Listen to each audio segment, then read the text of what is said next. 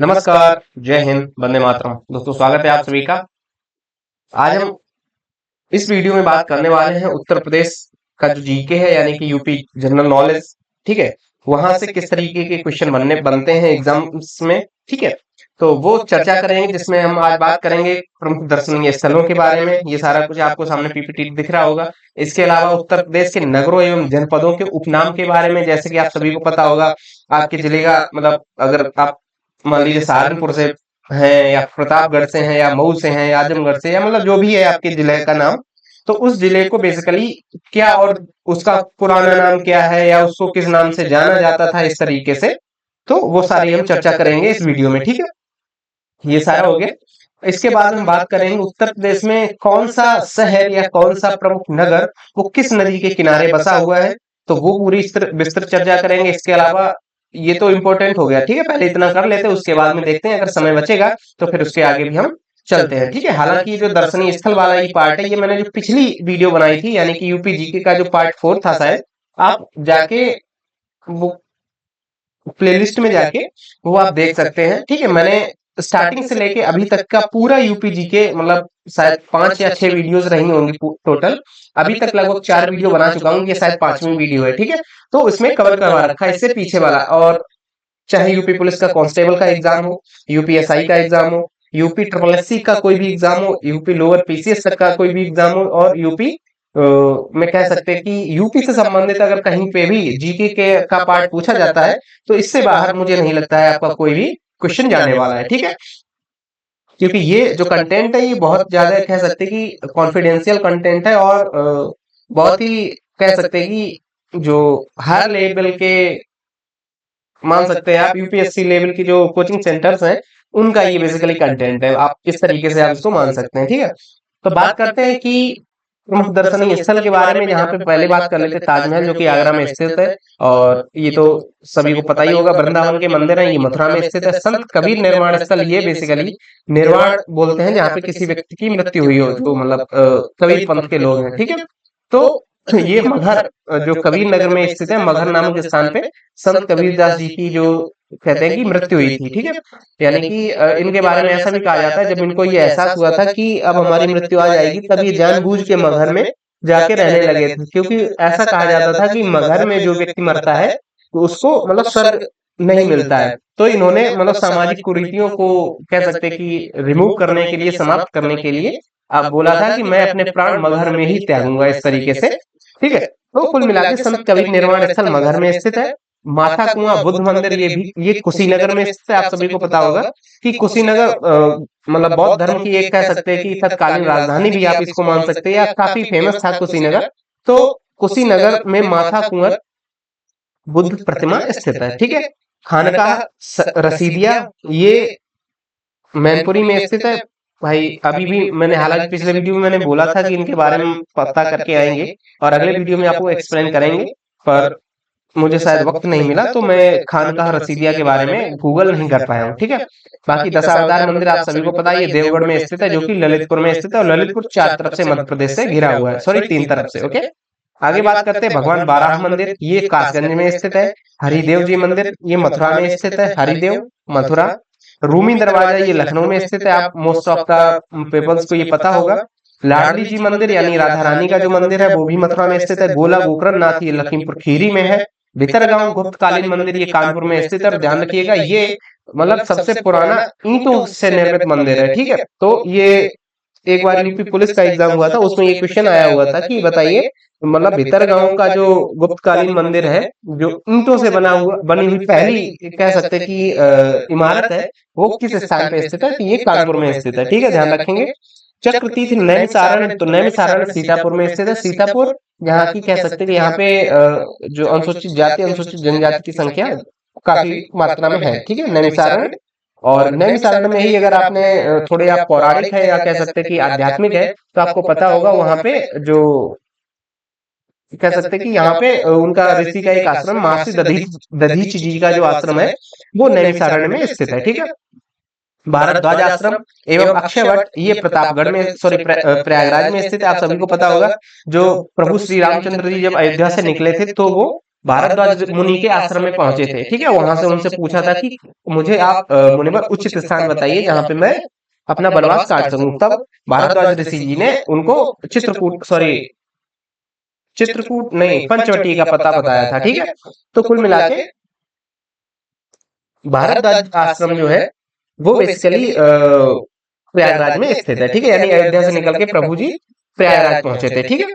आगे बात करते हैं, अगर अक्षय वट की बात की तो अक्षय वट भी प्रयागराज में स्थित है, ठीक है। अगला पॉइंट आ जाता है कड़क साहब बाबा की मजार। तो कड़क साहब बाबा की मजार की कौशाम्बी में स्थित है, ठीक है। और दान तीर्थ हस्तिनापुर है, जो कि मेरठ में, वर्तमान के मेरठ का एरिया जो है वो तत्कालीन समय में यानी महाभारत काल में हस्तिनापुर हुआ करता था। बावली इमली शहीद स्थल ये फतेहपुर में है। वहीं एक अन्य शहीद स्थल है जो कि इमली से ही संबंधित है, ये इमली शहीद स्थल, ये प्रयागराज में। और दोनों जगह पे मतलब अंग्रेजों ने जो क्रांतिकारी हुआ करते थे, क्रांतिकारी थे मतलब तत्कालीन समय में, उनको फांसी दी थी, ठीक है। और तो बावनी इमली शहीद स्थल फतेहपुर जिले में है और फांसी इमली शहीद स्थल प्रयागराज में, ठीक है। झारखंडेश्वर मंदिर ये आपका हापुड़ में स्थित है। व्यास टीला व नरसिंह टीला ये जालौन में स्थित है, ठीक है। अगली बात करते हैं शहीद स्थल छावनी, ये बस्ती में है। विंध्यवासिनी माता का मंदिर मिर्जापुर में है।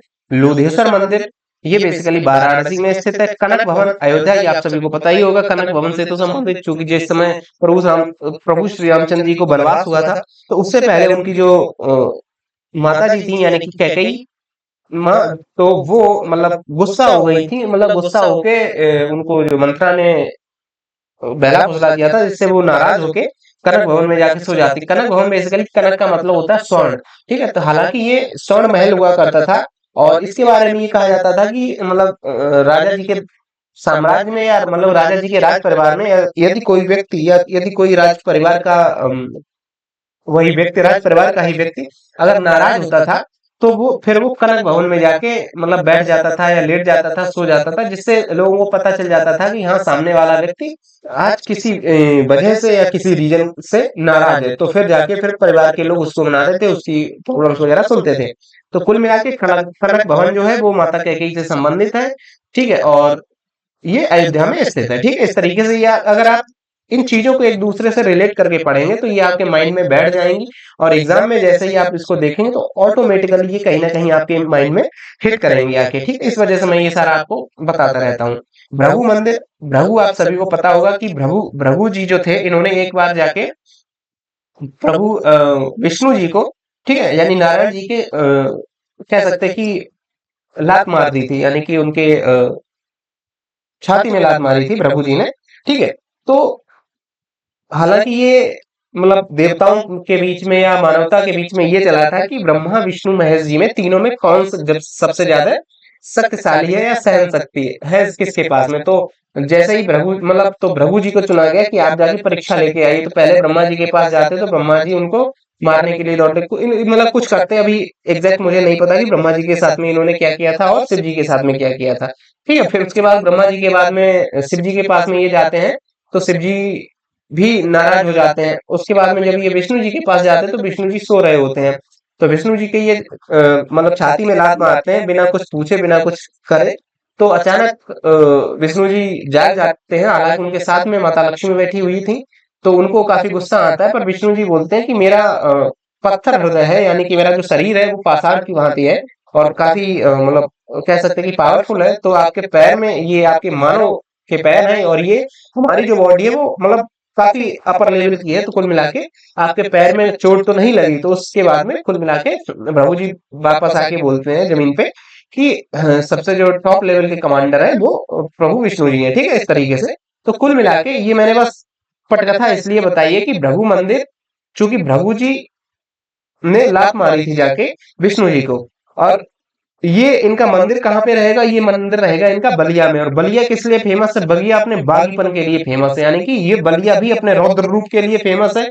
और सबसे पहले अगर बात की जाए तो जो मतलब उन वैसे तो कहा जाता है कि हम 1947 में आजाद हो गए थे, पर बलिया के बारे में कहा जाता है बलिया आजाद जो हमको आजादी मिली थी उससे भी 2 वर्ष पहले यानी कि 1945 में ही आजाद हो गया था। यहाँ पे दो मतलब कि हालांकि बलिया वैसे ही अपने बागीपन के लिए फेमस है। यहाँ पे चिट्टू पांडे करके एक व्यक्ति थे, उनके नेतृत्व में बलिया को स्वतंत्र घोषित कर दिया गया था, ठीक है। सॉरी। आगे बात करते हैं तो क्लियर आपको कनक भवन समझ आ गया होगा, भगो मंदिर समझ आ गया होगा, लोधेश्वर मंदिर समझ आ गया होगा, विंध्यवासिनी मंदिर तो जयपुर में है ही।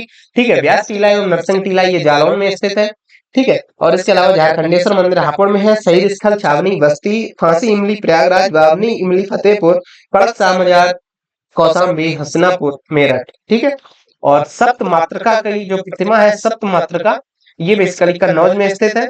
इसको आप इस तरीके से भी रिलेट कर पाएंगे जैसे कि सप्त मातृका है, यानी कि 7 माताओं की प्रतिमा मान सकते हैं आप इसको। ठीक है, और चूंकि आप सभी को पता होगा कि कन्नौज में एक बार युद्ध हुआ था जो कि त्रिपक्षीय संघर्ष रहा था, जो कि लगभग 200 वर्षों तक चला था। ठीक है, तो कुल मिला के 7 माताओं की एक साथ में प्रतिमा, और ये भी मतलब कि 7 लोगों का एक समूह है। वहीं पे अगर यहाँ के युद्ध की बात की जाए तो लगभग 200 वर्षों तक युद्ध चला था, काफी लंबा युद्ध चला था। तो कुल मिला के ये कन्नौज में दोनों चीजें स्थित हैं। ठीक है, आगे बात करते हैं जेके मंदिर। हालांकि कानपुर नगर में स्थित है, पर शायद मुझे नहीं लगता कि ये पूछा जाएगा आपके एग्जाम में। बाकी हाँ, ये इंपॉर्टेंट हो जाता है कि मुगल घाट। ठीक है, हालांकि मुगल घाट का नाम अभी बदल दिया है, किला घाट कर दिया गया है, पर मतलब क्वेश्चन अगर पूछा जाता है आपसे कॉम्पिटेटिव एग्जाम में तो मुगल घाट ही पूछा जाएगा। ये बेसिकली फर्रुखाबाद में स्थित है, जो कि मेरा ही डिस्ट्रिक्ट है। ठीक है, तो मुगल घाट फर्रुखाबाद। आगे बात करते हैं दिगंबर जैन मूर्तियां, जो कि आसई के किले से प्राप्त हुई है। और सबसे पॉइंट इंपोर्टेंट है कि पहली तो बात ये बताइए दिगंबर जैन की मूर्तियां कहाँ पे स्थित है या कहाँ से प्राप्त हुई हैं। तो वो प्राप्त हुई है आसई के किले से। अब दूसरा पॉइंट ये आ जाता है कि आसई का किला कहाँ पे स्थित है, तो आसई का जो किला है वो इटावा में स्थित है। ठीक है, ध्यान रखेंगे। आगे बात करते हैं अवघड़नाथ मंदिर। अवघड़नाथ बेसिकली भूत भवन भोलेनाथ जी को बोला जाता है, यानी कि महादेव जी को। तो महादेव जी का जो अवघड़नाथ का जो अवतार है या अवघड़नाथ जी का जो रूप है, वो जो मंदिर है वो कहाँ पे स्थित है, वो मेरठ में स्थित है। ठीक है, शुक्ल तालाब, तो शुक्ल तालाब कानपुर देहात से स्थित है। इसको आप इस तरीके से भी समझ सकते हैं कि हमारे एक अध्यापक थे जो कि संस्कृत के अध्यापक हुआ करते थे जिस समय हम पढ़ा करते थे, यानी कि 12th लेवल तक के। ठीक है, तो संस्कृत के अध्यापक थे, उनका वो शुक्ल जी ही थे। ठीक है, और वो कानपुर देहात से संबंधित थे। मतलब कानपुर देहात में उनका घर था, लेकिन उनका जो ट्रांसफर हो गया था, उनका जो मतलब की पोस्टिंग थी वो हमारे गांव में हुई थी। तो कुल मिला के उनका जो बेसिक था वो कानपुर देहात था, और वर्तमान में भी वो अपने गांव में जाके मतलब जो कानपुर देहात में उनका मकान था वहां पे रहने लगे। तो कुल मिला के ऐसे ही कोई ना कोई पॉइंट होता है जिसको आप अपने जीवन से रिलेट करेंगे, तभी आप इन सभी चीजों को प्रॉपरली याद रख पाएंगे। ठीक है, जायसी स्मारक, ये रायबरेली में स्थित है। जायसी स्मारक रायबरेली। जायसी से आप इस तरीके से याद रखेंगे, जैसे आपने सुना होगा मलिक मोहम्मद जायसी।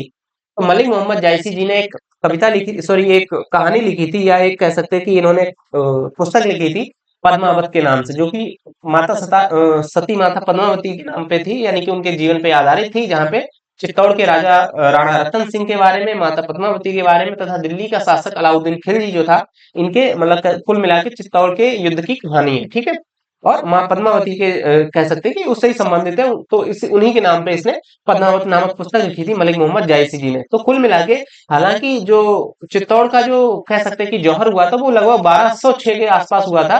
ठीक है, 1210 के समथिंग आप मान सकते हैं इसको।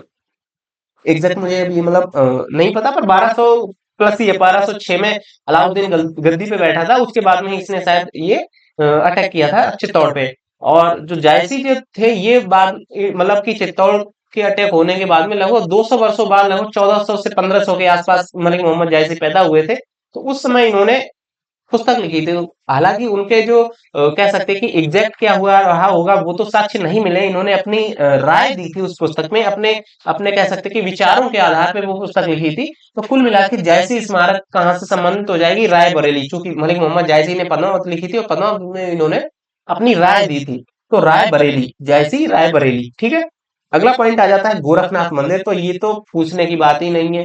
ठीक है, गोरखनाथ मंदिर गोरखपुर। बौद्ध स्तूप, ये बेसिकली कुशीनगर, पिपरवा और सिद्धार्थनगर, जो कि वर्तमान में डिस्ट्रिक्ट है सिद्धार्थनगर, तो कुशीनगर एवं सिद्धार्थनगर में स्थित है बौद्ध स्तूप। ठीक है, और कुशीनगर में एक बौद्ध मंदिर भी मैंने आपको बताया था। कौन सा, माथा कुंवर बुद्ध प्रतिमा। ठीक है, बुद्ध प्रतिमा थी वो कुशीनगर में।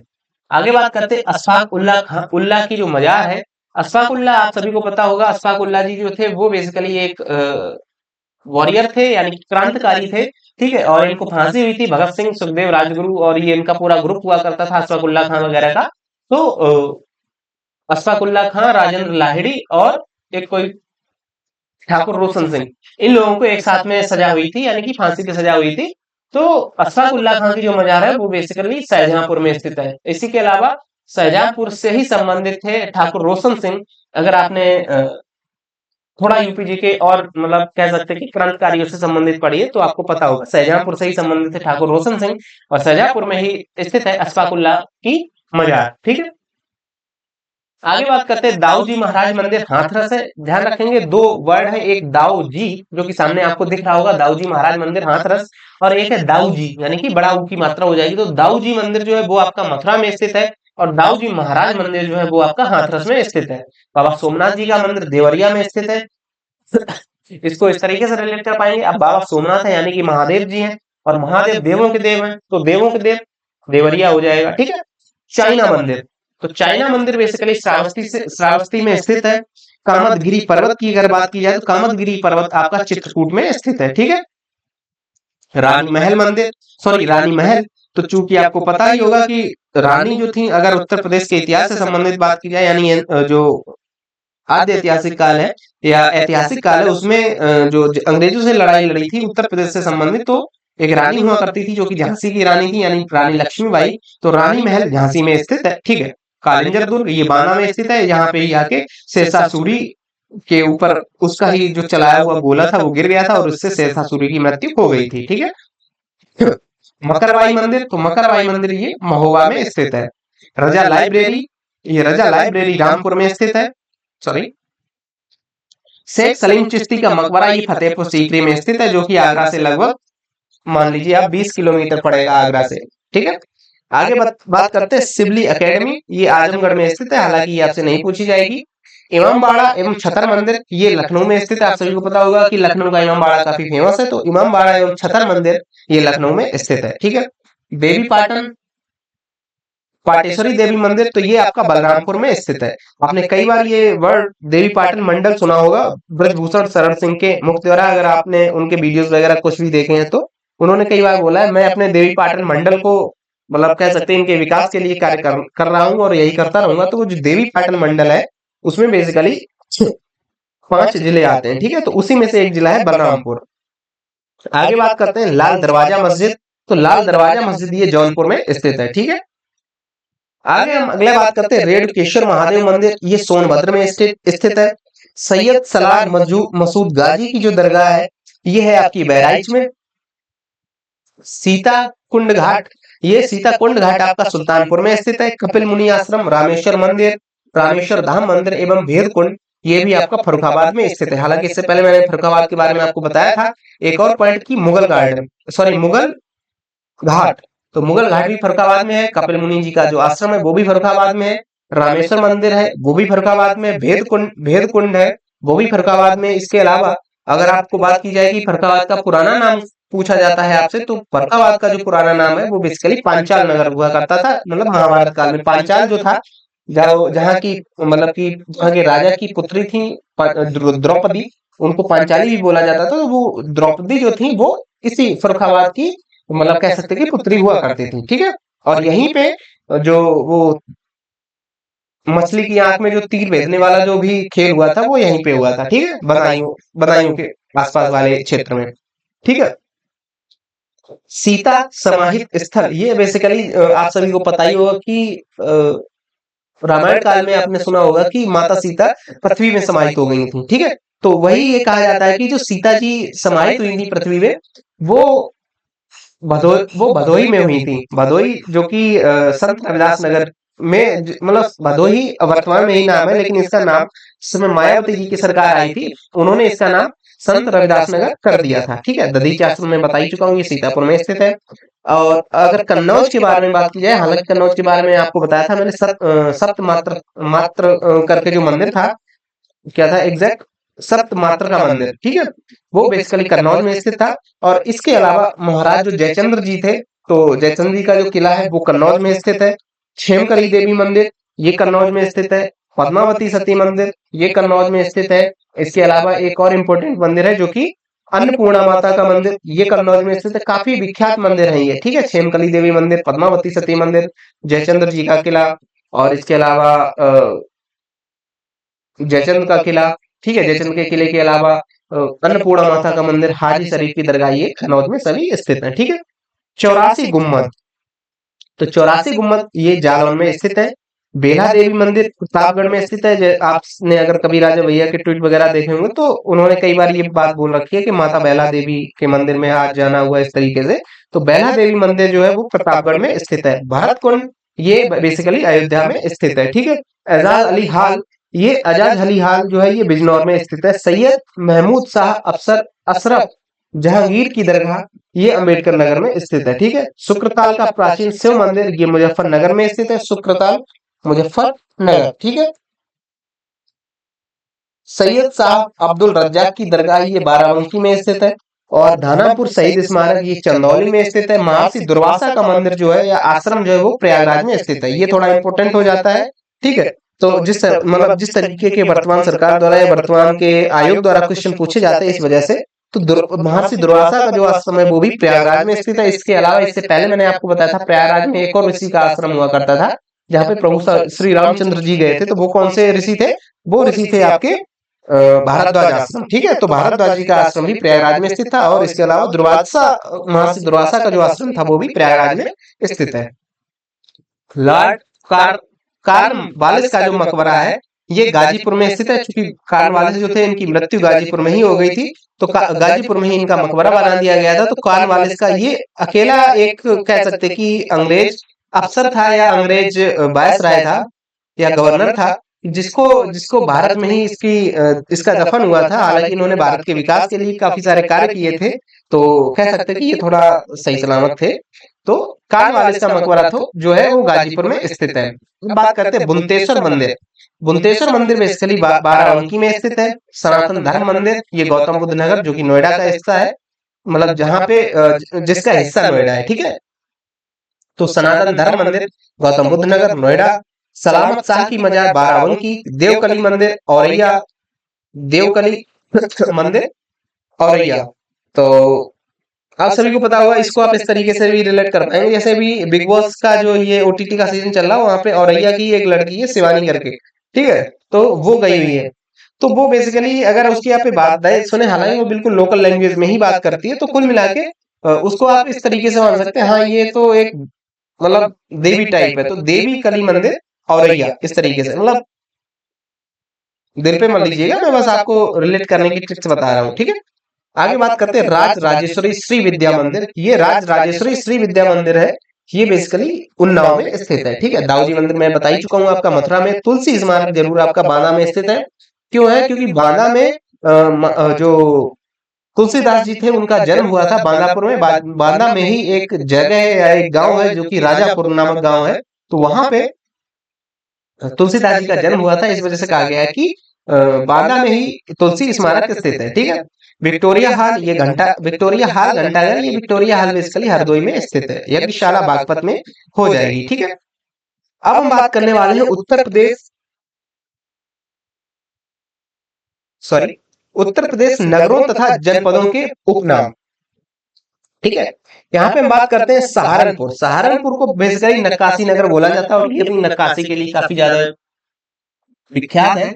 इस वजह से सहारनपुर का नाम ही हो गया है आपका नक्काशी नगर, ठीक है। पीलीभीत में कहा जाता है कि काफी मात्रा में सिख समुदाय के लोग रहते हैं, इस वजह से इसको छोटा पंजाब बोला जाने लगा है, ठीक है।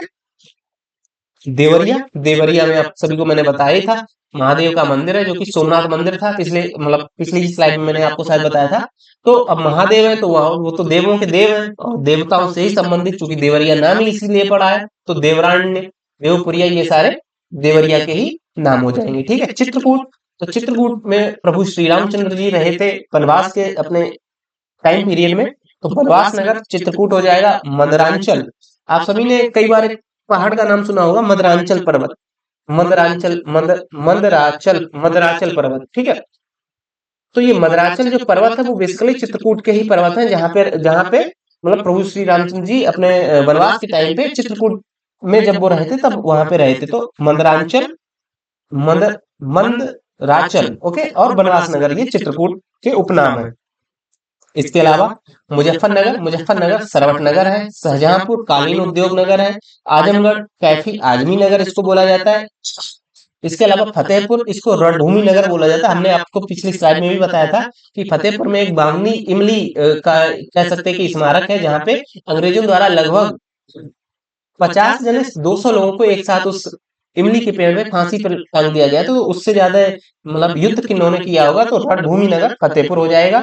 और रामपुर नवाबों का शहर, चाकुओं का शहर, ठीक है, रामपुरी चाकू आपने सुना ही होगा, ठीक है। तो रामपुरी चाकू, चाकू के लिए फेमस हो जाएगा रामपुर, और चाकुओं का नगर भी इसको बोलते हैं, नवाबों का शहर भी इसको बोलते हैं, ठीक है। लखीमपुर खीरी, इसका जो उपनाम है लक्ष्मीपुर था, ठीक है, लखीमपुर खीरी लक्ष्मीपुर, ठीक है। प्रतापगढ़, प्रतापगढ़ को आमला नगरी, बेला, भवानी नगर, राजाओं राजाओं का कह सकते हैं कि किला या राजाओं का गढ़, इस तरीके से भी आप मान सकते हैं। वर्तमान में भी यहाँ के जो प्रतापगढ़ में जो एक रियासत थी भद्री, है भद्री नरेश, तो भद्री रियासत है वो राजा भैया की रियासत है, और इसीलिए ये प्रतापगढ़ काफी अपनी सुर्खियों में रहता है राजा भैया की वजह से। तो भवानी नगर, और राजा भैया जी की जो पत्नी जी हैं उनका नाम भानवी देवी है, तो भानवी देवी से आप भवानी आप रिलेट कर सकते होंगे। तो भानवी नगर जो प्रतापगढ़ की वो रानी है, तो भानवी नगर या भवानी नगर, राजाओं का गढ़, आमला नगरी, बेला नगरी, इस तरीके से आप मान सकते हैं प्रतापगढ़ के ये सारे उपनाम है। मऊ, अगर मऊ के बारे में बात की जाए तो मऊ, मऊ का जो उपनाम है वो मऊनाथ भंजन नगर है, ठीक है, ध्यान रखेंगे। आगे आगे चलते हैं तो मुरादाबाद पीतल नगरी या बर्तनों का शहर, सीतापुर नैमिषारण्य नगर, कौशाम्बी आद्य नगरी, बलिया बागी जिला, ये तो सारे मैं पिछले 20 स्लाइड में आपको पूरा रिलेट करवा चुका हूँ, ठीक है। लखनऊ के बारे में अगर बात की तो लखनऊ नवाबों का शहर हो जाएगा, बागों का नगर हो जाएगा, आमों का नगर हो जाएगा, नजाकत नफासत का शहर हो जाएगा, ठीक है। तो ये तो लखनऊ के बारे में आपने कहीं ना कहीं से पहले से ही सुन रखे होंगे, क्योंकि लखनऊ नवाबों का शहर ये तो आपको पता ही होगा। ये अपने बाग बगीचों के लिए काफी ज्यादा विख्यात है, ठीक है, तो ये भी आपको पता होगा। इसके अलावा आम, लखनऊ का जो राम मतलब कि लंगड़ा आम है, या और भी लखनऊ के जो आम है, ठीक है, और लखनऊ में काकौरी है, और इसके अलावा एक और लखनऊ के पास का ही एक जगह है, वो आम के लिए काफी ज्यादा फेमस है, और उसका जो आम है उसको अभी अभी जस्ट हाल में ही अमेरिका में एक्सपोर्ट किया गया है, ठीक है। और तो कुल मिला के नजाकत नफासत का शहर भी लखनऊ को बोला जाता है। लखनऊ के बारे में बोला जाता है कि वहां पे जैसे ही पहुंचते हैं आप तो लिखा मिलता है मुस्कुराइए आप लखनऊ में, ठीक। तो नजाकत नफासत का जो शहर है वो आपका लखनऊ हो जाएगा। अगला पॉइंट है कि हरदोई, हरदोई का जो उपनाम है वो है हरिद्रोही नगर, ठीक है। मतलब प्रभु हरि से जिसने द्रोह किया था वो लोग हरिद्रोही नगर में रहते थे। इसको मतलब कि समय के साथ में इसका नाम बदल के हरिदोई कर दिया गया था, हरदोई, ठीक है। प्रयागराज संगम नगरी है, बुंभ नगरी है, तीर्थराज है, अमरूद नगरी है, तो ये सारे प्रयागराज के नाम हो जाएंगे। जौनपुर काफी इंपॉर्टेंट हो जाता है, कई एग्जाम्स में पूछा गया है। जौनपुर का उपनाम सिराज हिंद, यानी कि हिंद का जो सिराज है वो जौनपुर को बोला गया था, ठीक है। और जौनपुर की स्थापना किसने की थी ये आप कमेंट करके बताएंगे, ठीक है। जौनपुर की स्थापना किस शासक ने की थी? सर की शासक था, इतना मैंने आपको बता दिया। पिछले वीडियो में अगर आपने नहीं देखा तो पिछले वीडियो देखें जाके, वहां पे मैंने पूरा बताया था कि जौनपुर की स्थापना किस राजा ने या किस शासक ने की थी। और जौनपुर के बारे में, जौनपुर का एक और इम्पोर्टेंट पॉइंट मैंने आपको बताया था कि ये यहाँ का जो घराना था उससे एक नई चीज निकल के आई थी, ठीक है। तो वो अपने, अगर आपने पिछले वीडियो नहीं देखे तो देखें जाके, काफी इंपॉर्टेंट है वो भी, ठीक है। अमरोहा, अमरोहा को बेसिकली ज्योतिबा फूले नगर बोला जाता है। मतलब जिस समय मायावती की सरकार बनी थी उन्होंने अमरोहा का जिले का ही नाम बदल के ज्योतिबा फूले नगर कर दिया था, लेकिन उसके बाद में फिर से अखिलेश जी की सरकार बनती है, और मतलब शायद मुलायम सिंह की सरकार बनी थी, हाँ मुलायम जी की सरकार बनती है, तो उन्होंने पुनः इसका नाम बदल के फिर अमरोहा कर दिया था, ठीक है। उन्नाव, उन्नाव को चंद्रशेखर आजाद नगर बोला जाता है, चंद्रशेखर आजाद, ठीक है। और चंद्रशेखर आजाद नगर इसलिए भी बोला जाता है, जो चंद्रशेखर आजाद जी थे, यानी कि आप सभी को पता ही है, वो उनका जो जन्म हुआ था वो उन्नाव जिले में ही हुआ था, यानी कि वो बेसिकली बाय बर्थ उन्नाव जिले से संबंधित थे। इस वजह से उन्नाव का जो उपनाम है वो चंद्रशेखर आजाद नगर है। बिजनौर, बिजनौर को कटेहर क्षेत्र बोला जाता है। और गाजीपुर, गाजीपुर को काशी की बहन बोला जाता है। और गाजीपुर में एक मैंने बताया था, एक अभी जस्ट बताया था मैंने, वो आप कमेंट करके बताइए किसका मकबरा स्थित है, ठीक है। आगे बात करते हैं मेरठ, तो मेरठ क्रांति नगर, कैंची नगर, इसके लिए फेमस है मेरठ, ठीक है। कैंची से याद आया होगा आपको, एक चाकू था रामपुरी चाकू, तो खैर बता ही दिया रामपुरी चाकू, तो रामपुर से ही संबंधित है ना। तो कुल मिला के क्रांति नगर, क्रांति भी हुई थी मेरठ से ही स्टार्ट हुई थी। आप सभी को पता है कि जो 1857 की जो क्रांति हुई थी उसकी जो चिंगारी या फूटी थी वो मेरठ से ही फूटी थी, ठीक ठीक है। तो मंगल पांडे जो थे वो मेरठ से संबंधित है। कुल मिला के तो क्रांति नगर मेरठ हो गया, और कैंची नगर, कैंची नगर भी मेरठ, मेरठ को ही बोलते हैं। बदायूं, बदायूं में एक एक एक कह सकते हैं दरगाह है निजामुद्दीन औलिया का। तो बदायूं का जो नाम है या उपनाम है निजामुद्दीन औलिया नगर बोला जाता है। और अयोध्या, अयोध्या का जो नाम है ईश्वर नगर है, साकेत धाम है, राम नगर है, राम जन्मभूमि है, मतलब कई सारे अयोध्या के नाम है। ये तो आपको पता ही होंगे क्योंकि पिछले इतने दिनों से अयोध्या अयोध्या ही चल रहा है भारतीय मीडिया में, या फिर कह सकते हैं कि सारे सिनेरियोज में। तो अयोध्या तो आप सबको पता ही होगा। ठीक है, अगला पॉइंट आ जाता है, यानी अगला चंदौली डिस्ट्रिक्ट। तो चंदौली को धान का कटोरा बोला जाता है। ठीक है, बागपत टाइगर्स की भूमि यानी कि बागपत, बाग बाग से ही आपको याद आ रहा होगा, बाघ, बाघ। ठीक है, तो बाघ से ही इसका नाम पड़ गया था बागपत।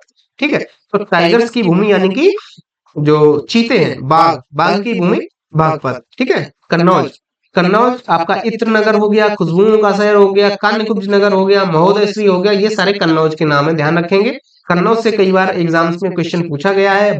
महोदयश्री किसका नाम है? ये तो शायद अभी जो आरओ आरओ का ही एग्जाम हुआ था उसमें ही ये पॉइंट, ये क्वेश्चन आया था कि बताइए निम्न में से कौन सा कन्नौज का नाम नहीं है।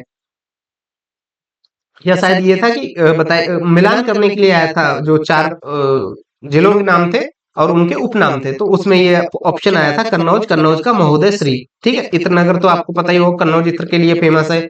तो अब जहाँ पे इत्र होगा वहां पे खुशबू भी होगी, तो खुशबुओं का शहर भी कन्नौज हो जाएगा। कान्यकुब्ज नगर इसका बहुत पुराना नाम ही था, कान्यकुब्ज जिस समय हर्षवर्धन राजा हुआ करते थे उस समय कन्नौज को कान्यकुब्ज नगर बोला जाता था। ठीक है, और उसके बाद में महोदय श्री जो है, महोदय श्री भी कन्नौज का नाम है। ठीक है, और कन्नौज तत्कालीन समय में भारत की राजधानी हुआ करती थी।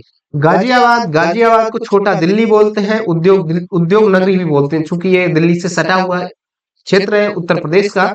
और यहाँ पे मतलब उद्योग इंडस्ट्रीज वगैरह है वो बहुत, मतलब कह सकते कि बहुत ही ज्यादा मात्रा में है उद्योग नगरी। आप कोई भी छोटे से छोटा अगर कहा जाए कि मशीन है, जैसे कि अगर आटा पीसने की मशीन है, धान कूटने की मशीन है, कोई भी मशीन है, वो मतलब कि 95% है। अगर उत्तर प्रदेश में आप कहीं से देख रहे हो या गाजियाबाद के आसपास के क्षेत्र से देख रहे हैं तो वो गाजियाबाद में ही वो उसका उसकी मैन्युफैक्चरिंग हुई होगी। ठीक है, तो छोटा दिल्ली भी हो गया क्योंकि दिल्ली से सटा हुआ है, इसके अलावा उद्योग नगरी गाजियाबाद। ठीक है, अगला शहर आ जाता है, अगला जिला आ जाता है आपका वाराणसी। तो बाबा विश्वनाथ की नगरी है, यहाँ पे मुक्ति मिल जाती है। विश्वनाथ यानी कि वाराणसी में आप सभी को पता होगा, यहाँ पे एक वो है घाट, मणिकर्णिका घाट। ठीक है, वहां पे जो कहते हैं कि जो चिताओं के जलने का क्रम है वो जब से मतलब मणिकर्णिका घाट बना होगा तब से अभी तक मतलब वहां की जो आग है या अग्नि है वो शांत नहीं हुई है, यानी कंटिन्यू जल ही रही है, इतनी वहां पे लोगों के अंत्येष्टि वगैरह होती है। तो विश्वनाथ नगरी है, बाबा विश्वनाथ की नगरी है वाराणसी। मुक्ति नगर है, घाटों का नगर है, तो वाराणसी के ये पुराने ये उपनाम हो जाएंगे। और वाराणसी से ही हमारे वर्तमान के जो प्रधानमंत्री हैं वो संसद के सदस्य चुने गए हैं।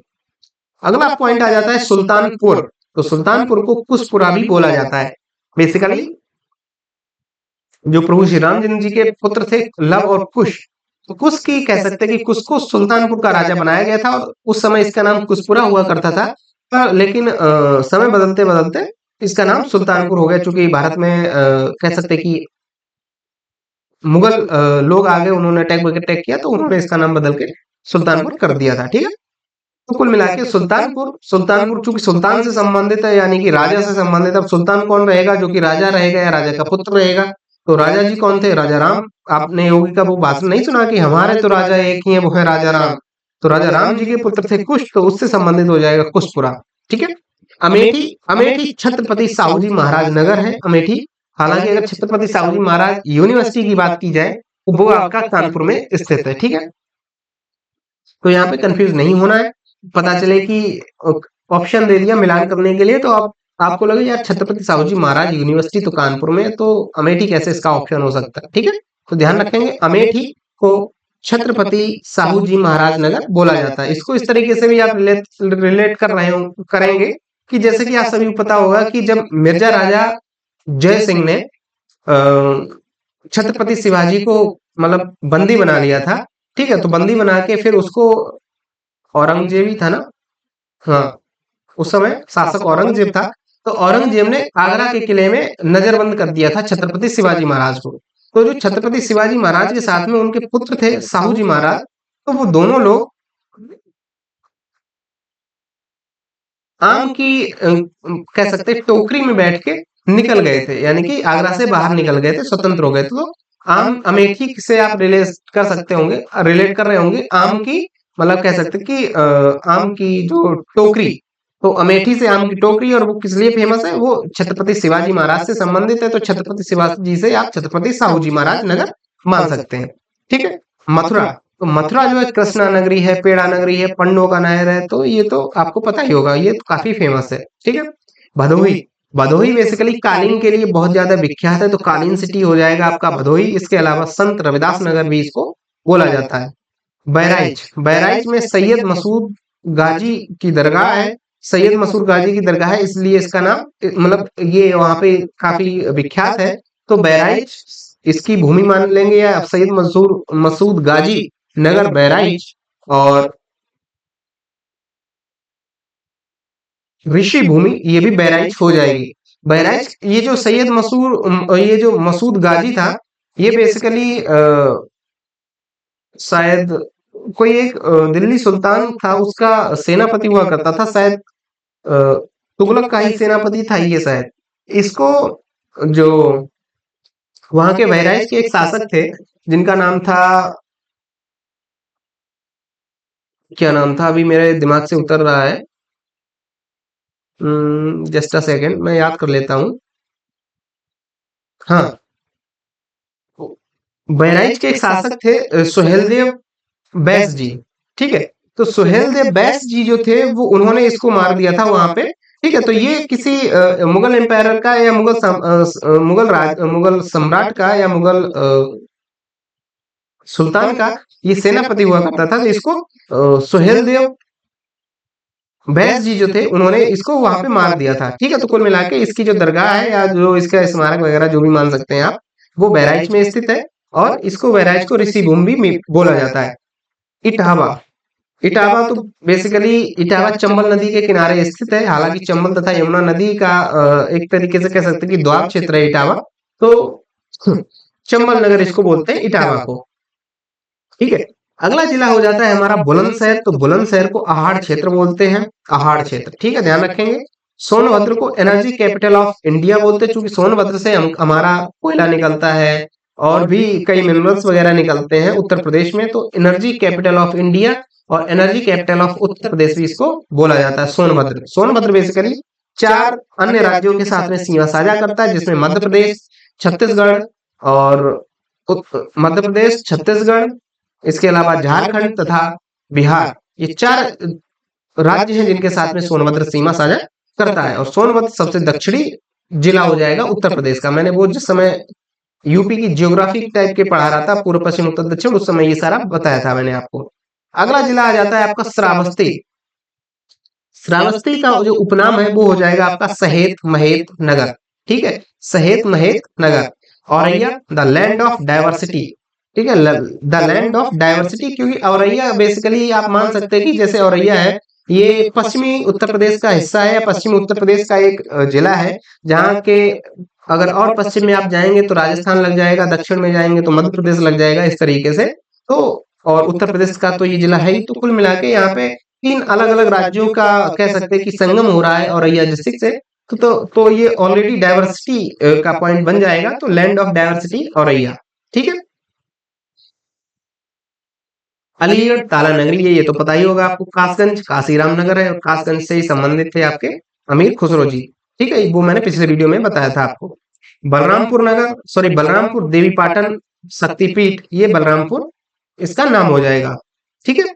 कानपुर देहात, कानपुर देहात का जो उपनाम है वो बेसिकली रमाबाई नगर है। और कानपुर देहात के बारे में आप सभी को पता ही होगा, अगर आपने कानपुर सुना है, हालांकि वो कानपुर नगर का हिस्सा है।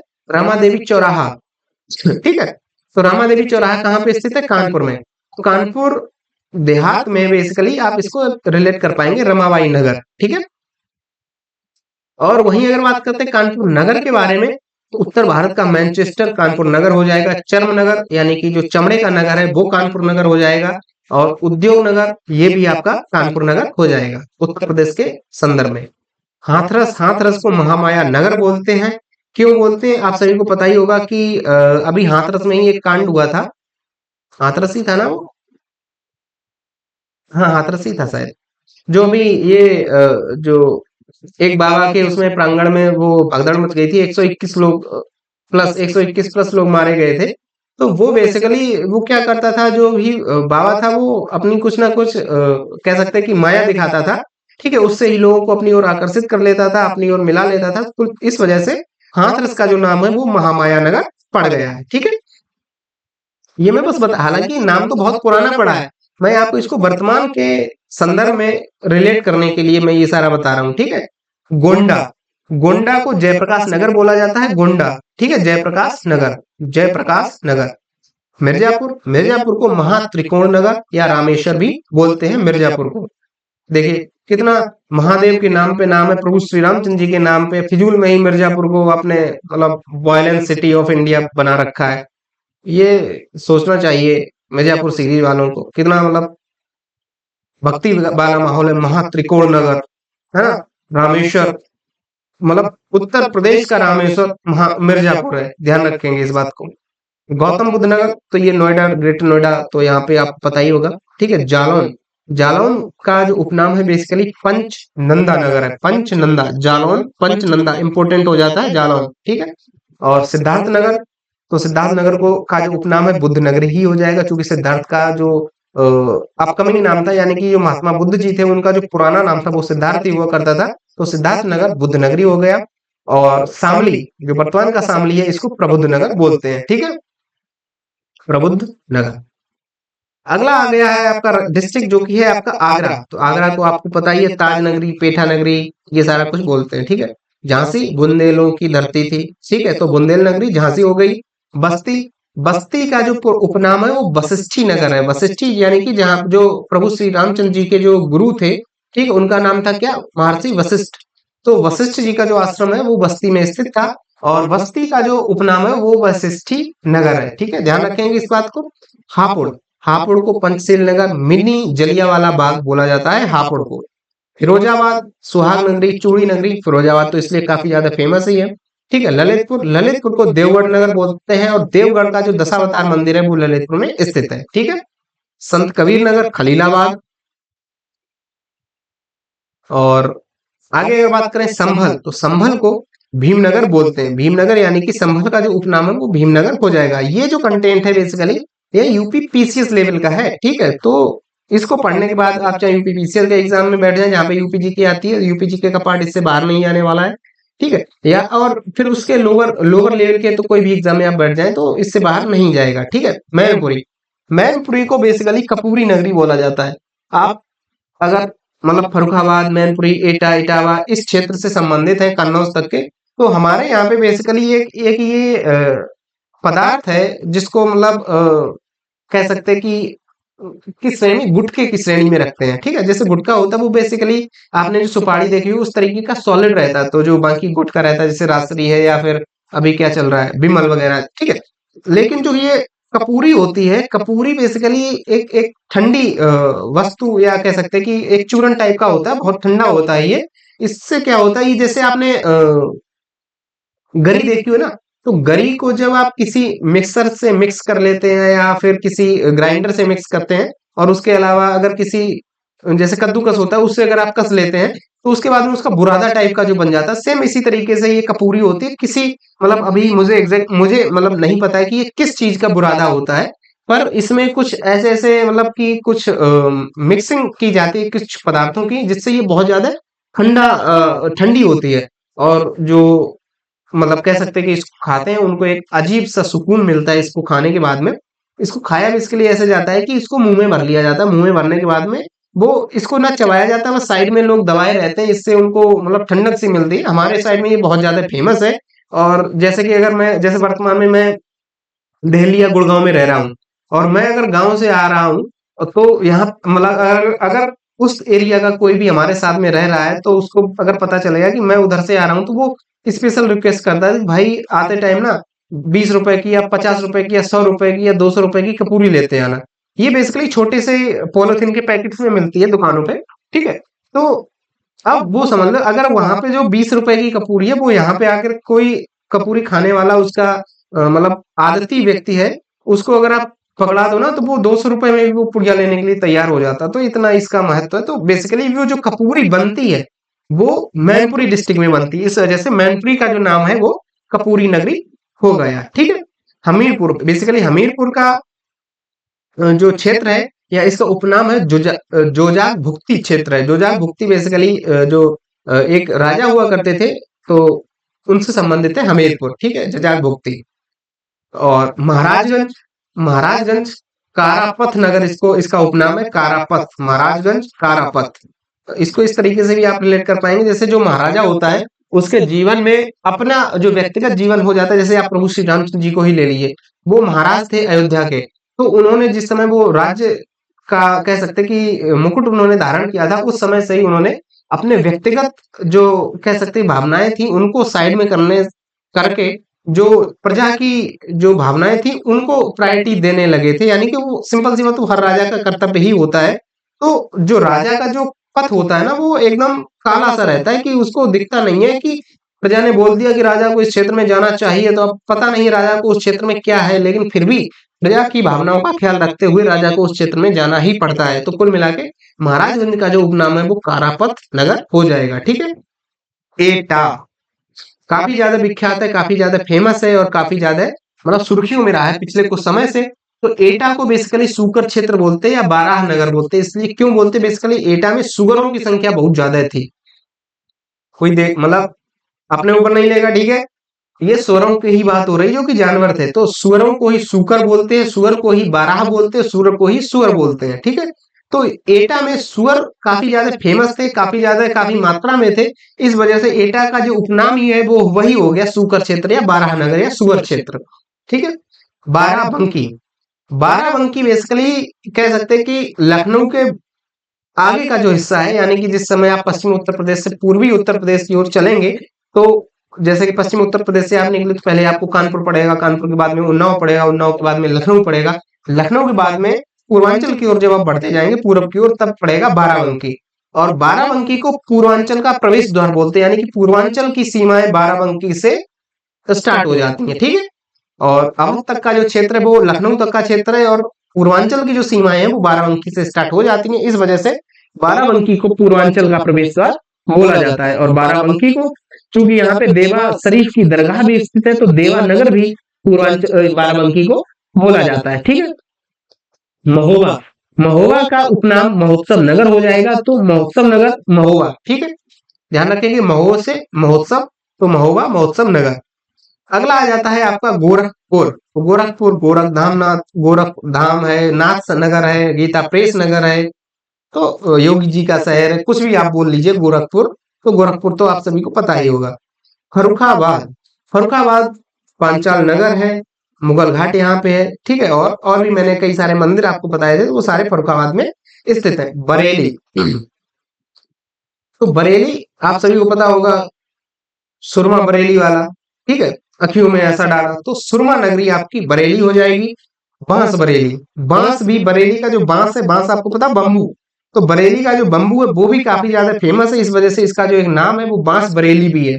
ठीक है, ध्यान रखेंगे दो अलग अलग बरेली है, एक बरेली एक है रायबरेली। रायबरेली मैंने आपको बताया था जैसी के लिए फेमस था। ठीक है, और ये जो बरेली है ये बांस बरेली है, सुरमा नगरी है। ठीक है, और एक आपने वो गाना भी सुना होगा कि झुमका गिरा रे बरेली के बाजार में, वो वाली जो बरेली है वो भी यही वाली बरेली है। ठीक है, अगली बात करते हैं बांदा। तो बांदा बेसिकली बांदा का उपनाम बुंदेलखंड है। हालांकि बुंदेलखंड में बांदा, महुआ, चित्रकूट ये कई जिले आ जाते हैं, तो ये आपके एग्जाम में नहीं पूछा जाएगा। ठीक है, अगला आ जाता है कुशीनगर। तो कुशीनगर को महापरिनिर्वाण नगर बोलते हैं। यहाँ पे ही महात्मा जो गौतम बुद्ध जी थे उनको महापरिनिर्वाण प्राप्त हुआ था, तो कुशीनगर महापरिनिर्वाण नगर इसको बोला जाता है। अंबेडकर नगर, अंबेडकर नगर का जो उपनाम है वो सिमाई कार्यरत नगर बोला जाता है। ठीक है, तो ये आपसे नहीं पूछा जाएगा कुल मिला के। आगे बात करते हैं उत्तर प्रदेश में नदियों के किनारे बसे प्रमुख नगर। तो इसमें एक तरफ आपकी नदियां हैं, एक तरफ है प्रमुख नगर। तो आज हम ये प्रमुख नगर तक ही रखेंगे। ठीक है, तो ये पूरी एक सीरीज है, जो भी आप एग्जाम देने जा रहे हैं, अगर आपके जो भी फ्रेंड वगैरह हैं वो एग्जाम देने जा रहे हैं, तो इससे आपके हर एग्जाम में, जैसे अभी आप यूपी पुलिस कांस्टेबल का पेपर है, यूपीएसआई का पेपर है, यूपी में यूपी ट्रिपल एससी का पेपर होने वाला है, तो इस सिर्फ एक वीडियो से ही ना उनके कम से कम नहीं तो 3 से 5 क्वेश्चन तक बन जाएंगे, तो अपने दोस्तों के साथ में इस वीडियो को आप शेयर कर दीजिएगा, ठीक है। तो गंगा नदी के किनारे जो प्रमुख बसे नगर हैं, उसमें इस तरफ से आप चलेंगे, मतलब पश्चिम उत्तर प्रदेश से, तो सबसे पहले आता है गढ़मुक्तेश्वर। ये गढ़मुक्तेश्वर बेसिकली गाजियाबाद के पास का हिस्सा है, जो कि गाजियाबाद से जब आप जाएंगे मेरठ की ओर, तब पड़ता है ये जगह गढ़मुक्तेश्वर, ठीक है। और गढ़मुक्तेश्वर, उसके बाद में गंगा जी आगे बढ़ती हैं और आगे बढ़ते बढ़ते ये प्रवेश करती हैं बदायूं में, ठीक है। और बदायूं भी गंगा जी के किनारे स्थित है। बदायूं के बाद में गंगा जी प्रवेश करती हैं आपके फर्रुखाबाद में, ठीक है। तो फर्रुखाबाद भी गंगा जी के किनारे स्थित है। और फर्रुखाबाद के बाद में पड़ता है कन्नौज, तो कन्नौज में भी कन्नौज भी जो शहर है वो गंगा जी के किनारे स्थित है। और कन्नौज के बाद में ही आपका लग जाता है कानपुर, तो कानपुर भी गंगा जी के किनारे स्थित है, ठीक है। और कानपुर से जैसे ही गंगा जी आगे बढ़ती है, वहीं पे लग जाता है आपका बिठूर, ठीक है। तो बिठूर भी गंगा जी के किनारे स्थित है। और बिठूर के बाद में अगर बात की जाए, तो वाराणसी और गाजीपुर, ये भी गंगा जी के किनारे स्थित स्थल है, ठीक है। और गंगा जो एक्सप्रेसवे है, आप सभी को पता ही होगा कि गंगा एक्सप्रेसवे का जो काम है वो काफी कह सकते हैं प्रायोरिटी पे रखा गया वर्तमान में अब सरकार द्वारा। तो गंगा एक्सप्रेसवे जो है वो बेसिकली होना तो चाहिए था, केवल इन इन नगरों से होते हुए निकलना चाहिए था। पर जो गंगा एक्सप्रेसवे निकल रहा है उसमें ना तो फर्रुखाबाद का नाम है, शायद ना कन्नौज का शायद नाम है, कन्नौज के आउटर से निकाला गया है। और कानपुर भी इसके इसके इसके कह सकते हैं कि कानपुर में भी ये नहीं गया है। इसके अलावा मेरठ से शुरू होके प्रयागराज तक बन रहा है गंगा एक्सप्रेसवे, जिसमें ना तो फर्रुखाबाद है ना कन्नौज। कन्नौज भी हम एक तरीके से यही मान सकते हैं, कन्नौज इसमें नहीं है और कानपुर भी शायद नहीं है, ठीक है।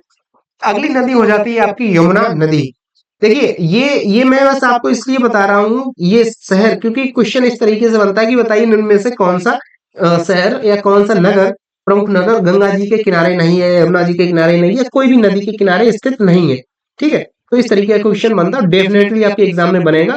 तो ये आपको दिमाग में जेहन में बिठा लेने हैं, सेव कर लेने हैं, इससे डेफिनेटली क्वेश्चन बनेगा, ठीक है। यानी आज के वीडियो से तो आपके हर एग्जाम में अगर यूपीजी की आती है आपकी 30 से 35 नंबर की, तो आज के इस सिर्फ इस वीडियो से आपके कम से कम 5 क्वेश्चन बनने वाले हैं, ठीक है। तो पूरा अगर आपने नहीं देखा तो देखें और रिवाइज करके देखें, स्टेप बाय स्टेप देखें, नोट्स बना लें, उससे देखें, ठीक है। तो गंगा के बारे में मैंने आपको बता ही दिया। गढ़मुक्तेश्वर, यानी कि गढ़मुक्तेश्वर से स्टार्ट होती है गंगा जी, और उसके बाद में आपकी प्रवेश करती हैं बदायूं में, बदायूं के बाद में मतलब आगे बढ़ती जाती हैं, फिर आ जाता है आपका फर्रुखाबाद, फर्रुखाबाद के बाद आ जाता है कन्नौज, कन्नौज के बाद आ जाता है आपका कानपुर, कानपुर के बाद में आ जाता है आपका बिठूर, बिठूर के बाद में आपका आ जाता है गाजीपुर और वाराणसी। तो ये सारे गंगा जी के किनारे बसे प्रमुख नगर हैं। अब बात करते हैं यमुना के बारे में। जिस समय आप ये पढ़ रहे हो ना, उस समय अगर आपके मतलब कि आपके पास में हो, तो आप यूपी जी के सामने रख के बैठिए, या फिर कोई दूसरा फोन है या फिर कुछ भी है, अगर आपके पास यूपी जीके का मैप है तो वो सामने रख के बैठेंगे, तो इससे आपको मतलब बहुत इजीली समझ आ जाएगा। जैसे मैं आपको पढ़ा रहा हूँ, तो मेरी आंखों के सामने ऑलरेडी है यूपी का मैप कि हाँ इस तरीके से गंगा जी अब ये इस जिले में प्रवेश की, अब इस जिले में प्रवेश की, इस तरीके से मैं आपको बता पा रहा हूँ। अगली नदी हो जाती है यमुना नदी। तो यमुना नदी के बारे में अगर बात की जाए, तो आप सभी को पता ही होगा, ठीक है, कि यमुना नदी जो है वो बेसिकली मथुरा यमुना नदी के किनारे है, आगरा भी यमुना नदी के किनारे है, इटावा भी मैंने आपको बताया था। इटावा जो है वो यमुना और चंबल के द्वार क्षेत्र में स्थित है, तो इटावा को भी आप मान सकते हैं यमुना नदी के किनारे। कालपी जो कि जालौन का स्थल है, ठीक है, तो कालपी भी यमुना नदी के किनारे। बटेश्वर, बटेश्वर का एक काफी फेमस मेला लगता है यहाँ पे, तो बटेश्वर भी यमुना नदी के किनारे। इसके अलावा कौशाम्बी तथा हमीरपुर, ये भी यमुना नदी के किनारे स्थित स्थल है, ठीक है। अगली नदी हो जाती है आपकी गोमती नदी। तो गोमती नदी बेसिकली लखनऊ, आप सभी को पता ही है कि लखनऊ जो है वो गोमती नदी के किनारे स्थित है, ठीक है। इसके अलावा सुल्तानपुर, ये भी गोमती नदी के किनारे स्थित है। और पीलीभीत से तो गोमती नदी निकल ही रही है, ठीक है। तो पीलीभीत से निकली हैं, शाहजहांपुर में प्रवेश की हैं, सीतापुर में प्रवेश की हैं, लखीमपुर खीरी से होते हुए बाया जौनपुर होते हुए सुल्तानपुर और लखनऊ होते हुए, ठीक है, ये गोमती नदी बहती है। तो लखनऊ, जौनपुर, पीलीभीत, शाहजहांपुर, सीतापुर, लखीमपुर खीरी, सुल्तानपुर, ये सभी जो कह सकते हैं कि प्रमुख नगर हैं, ये लखीमपुर खीरी सॉरी गोमती नदी से संबंधित है, या गोमती नदी के किनारे बसे हुए प्रमुख नगर हैं, ठीक है। अगली नदी आपकी हो जाती है राप्ती नदी। राप्ती नदी, तो राप्ती नदी के बारे में अगर बात की जाए, ये गोरखपुर, देवरिया, बलरामपुर, सिद्धार्थनगर, संत कबीर नगर इन जिलों से संबंधित है। ठीक है। रामगंगा, रामगंगा बेसिकली एक ट्रिब्यूटरी नदी है, या कह सकते हैं एक सहायक नदी है, जो कि गंगा जी की नदी है, जो कि फर्रुखाबाद से होते हुए निकलती है। हालांकि इसमें फर्रुखाबाद नहीं है ऑप्शन में, पर फर्रुखाबाद के कह सकते हैं आउटर से निकल जाती है, और आउटर से निकल के कन्नौज में गंगा नदी में मिल जाती है, कन्नौज के पास में। ठीक है। तो रामगंगा जी जो नदी है वो बेसिकली इसके किनारे जो बसे हुए प्रमुख नगर हैं, इसमें बरेली, शाहजहांपुर, मुरादाबाद, बदायूं, हरदोई और कन्नौज, कन्नौज भी इसमें शामिल हो जाएगा। ठीक है। क्योंकि कन्नौज में ही ये गंगा नदी में मिल जाती है रामगंगा नदी। ठीक है। तो बरेली, शाहजहांपुर, मुरादाबाद और बदायूं और हरदोई ये रामगंगा नदी के किनारे स्थित प्रमुख नगर हैं। ठीक है। इसके आगे अगर बात की जाए सरयू, तो सरयू नदी बेसिकली सिंपल सी बात है, ये तो अयोध्या से ही संबंधित है, ये तो आपको पता ही होगा। हिंडन नदी, हिंडन नदी बेसिकली गाजियाबाद, सहारनपुर तथा मेरठ से संबंधित है। सई नदी, सई नदी प्रतापगढ़ तथा जौनपुर से संबंधित है। सई नदी, ध्यान रखेंगे इस बात को आप। वहीं अगर बात की जाए सोन नदी की, तो सोन नदी सोनभद्र से संबंधित हो जाएगी। तो कुल मिला के ये थे उत्तर प्रदेश की प्रमुख नदियां और उन नदियों के किनारे बसे हुए प्रमुख नगर। तो आई होप आपको ये सारा क्लियर हो गया होगा। एक बार रिवीजन कर लेते। गंगा के किनारे कानपुर, वाराणसी, गढ़मुक्तेश्वर, फर्रुखाबाद, कन्नौज, मिर्जापुर, गाजीपुर, बदायूं, बिठूर। यमुना के किनारे मथुरा, आगरा, इटावा, कालपी, बटेश्वर, कौशाम्बी, हमीरपुर। गोमती के किनारे लखनऊ, जौनपुर, पीलीभीत, शाहजहांपुर, सीतापुर, लखीमपुर खीरी, सुल्तानपुर, ये गोमती के किनारे हो गए। राप्ती नदी गोरखपुर, देवरिया, बलरामपुर, सिद्धार्थनगर, संत कबीर नगर, राप्ती नदी थी।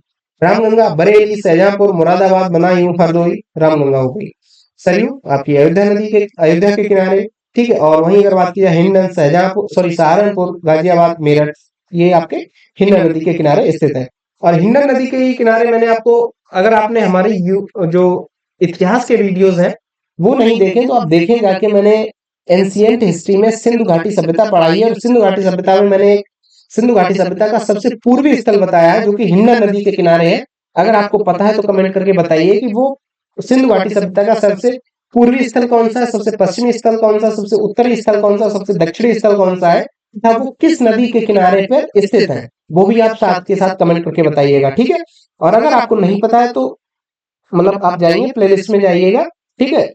और वहां पे जाके आप देखिएगा, जाके मैंने इतिहास के वीडियो करवा रखे हैं। ठीक है। रिसेंटली मैंने अपलोड किए हैं, उस पर काफी अच्छे व्यूज भी आए हैं, काफी बच्चों ने उसको पसंद किया है। तो वहां पे जाके आप उसको देखिएगा, जाके मैंने पूरा पूरा बता रखा है सिंधु घाटी सभ्यता का पूरा। ठीक है। तो वहां से देखेंगे जाके आप, और उसके नोट्स बनाएंगे। और अगर आपको याद है तो यहाँ पे आप कमेंट करके बताइए हिंडन नदी के किनारे सिंधु घाटी सभ्यता का सबसे पूर्वी स्थल है। ये तो मैंने आपको बता दिया, वो उस पूर्वी स्थल का नाम क्या है वो आप कमेंट करके बताएंगे। ठीक है। और सई नदी जो है वो प्रतापगढ़ तथा जौनपुर से संबंधित हो जाएगी। सोन नदी आपकी सोनभद्र से संबंधित हो जाएगी। ठीक है। आई होप आपको सारा क्लियर हो गया होगा। तो यहाँ तक थी हमारी आज की वीडियो। बाकी अगर आपको वीडियो पसंद आई है तो लाइक करेंगे और कमेंट करके बताएंगे। अगर आप कोई सजेशन देना चाहें, और अगर अपने दोस्तों के साथ में आप शेयर कर दें तो बहुत ज्यादा अच्छा रहेगा, क्योंकि खुशी होती है ना जिस समय आप और आपका दोस्त दोनों एक साथ में ज्वाइन होते हैं, एक साथ में ट्रेनिंग करते हैं, एक ही पुलिस स्टेशन में या एक जगह पे उनकी पोस्टिंग रहती है, तो साथ साथ मजा ही कुछ अलग हो जाता है। ठीक है। तो कुल मिलाकर मेरे दोस्तों के साथ में शेयर करें, और चैनल उसको भी बोलेंगे हमारे चैनल को सब्सक्राइब करें। हम लगातार कोशिश कर रहे हैं अपने आप को इम्प्रूव करने की, और डेफिनेटली इम्प्रूव करते जा रहे हैं। ठीक है। तो मिलते हैं आपसे नए वीडियो में, तब तक के लिए आज्ञा दीजिए। Bye bye. जय हिंद, जय श्री राम।